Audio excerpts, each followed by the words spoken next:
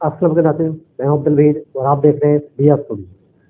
नाज़रीन, यूँ तो हम कहते हैं कि इंडिया हमारा दुश्मन है और इंडिया से हमें कभी भी जंग का मौका मिले तो हम हमारी आर्मी या हमारे पाकिस्तान का कोई शहरी पीछे हटने को तैयार नहीं।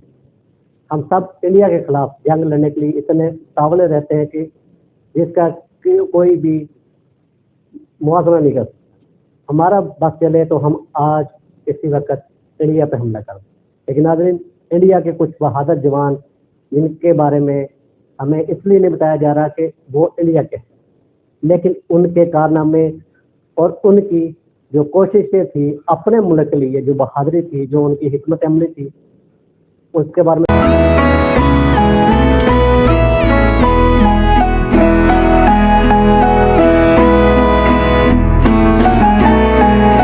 थोड़ी सी डिटेल आपके साथ शेयर करूंगा और खास तौर पर साइम बहादुर। साइम बहादुर इंडिया आर्मी का चीफ होने के बाद रिटायर हुआ और 90 साल की उम्र के बाद वो बंदा तमिलनाडु में इंडिया में वफात पा गया।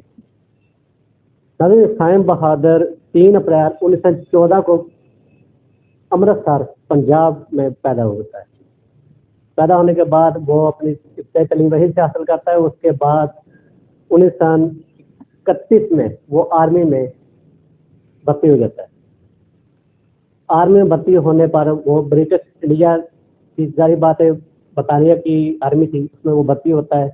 वहाँ पे अपनी हिकमत अमली और कारकर्दगी से अपना एक नाम बनाकर लेफ्टिनेंट के ओहदे तक आ जाता है। साइम बहादुर जब 1947 में पाकिस्तान आजाद होता है तब वो इंडिया का आर्मी का मेजर जनरल बन जाता है। रिटायरमेंट होगी को पाकिस्तान अलग हो गया, इंडिया अलग हो गया। और जब 1971 में पाकिस्तान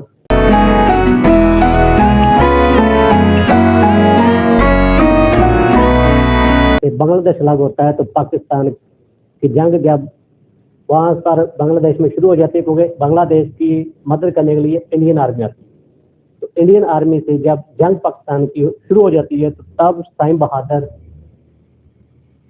आर्मी चीफ के ओहदे पे होते हैं और हुकूमत होती है इंदिरा गांधी। इंदिरा गांधी से जब साइम बहादुर मिलने के लिए जाता है तो साइम बहादुर की छोटे 2-3 आपको मिसालें दे दूं जब कि जो हमारे मुल्क में इस तरह नहीं हो रहा। हमारे मुल्क में क्या होता है कि अगर किसी वजीर आजम या किसी सियासी इंसान ने आर्मी को बुलाया तो आर्मी उसके घर के बाहर खड़े हो जाती है, काम करना शुरू कर देती है, उसके कहने पे चलना शुरू कर देती है। जबकि इंदिरा गांधी के पास एक शिकायत जाती है कि साइम बहादुर ने कुछ जवान एक सियासतदान को देने से इनकार कर दिया। तो साइम बहादुर उससे ये कहता है कि मेरे जवान जंग में लड़ने के लिए हैं, ना कि लोगों के घरों में घर बनाने के लिए। अगर आपको घर बनाने की इतनी जरूरत है तो मैं आपको कुछ ऐसे इंजीनियर से मिला देता हूं जो इनसे अच्छा काम जानते हैं। जबकि जवानों का काम होता है सरहद की हिफाजत करना, लेकिन हमारे यहाँ उल्टा होता है। कोई भी सियासतदान जब भी कॉल करता है तो हमारी आर्मी उसकी दहलीज पे खड़ी हो जाती है। हत्या कि ये नहीं होना चाहिए। आर्मी का काम है बॉर्डर की हिफाजत करना और मुल्क के लिए लड़ना, ना कि इन सियासतदानों के घरों को बनाने में, सड़कें बनाने में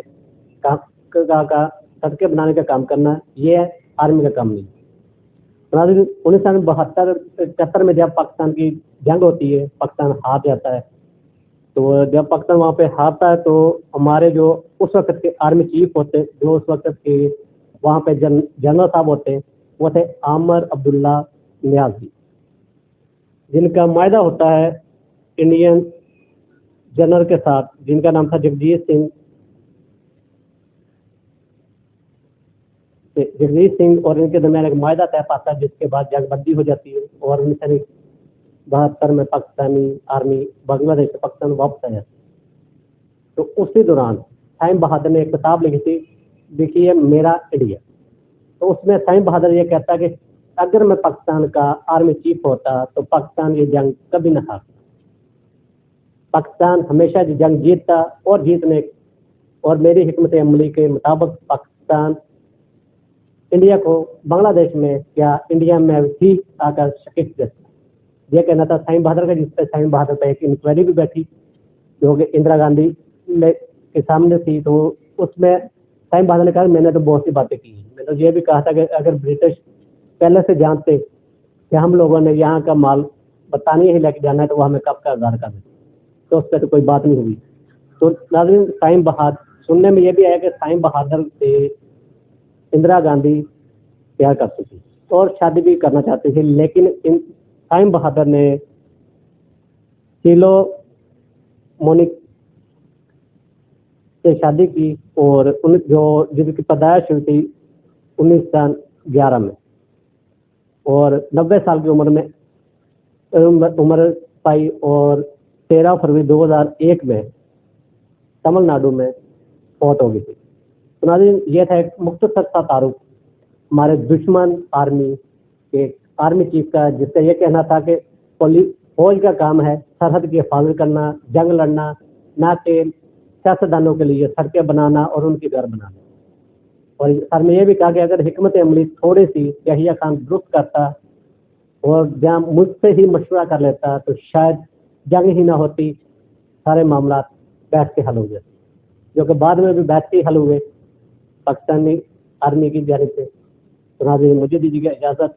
अल्लाह ने के बाद पाकिस्तान जिंदाबाद।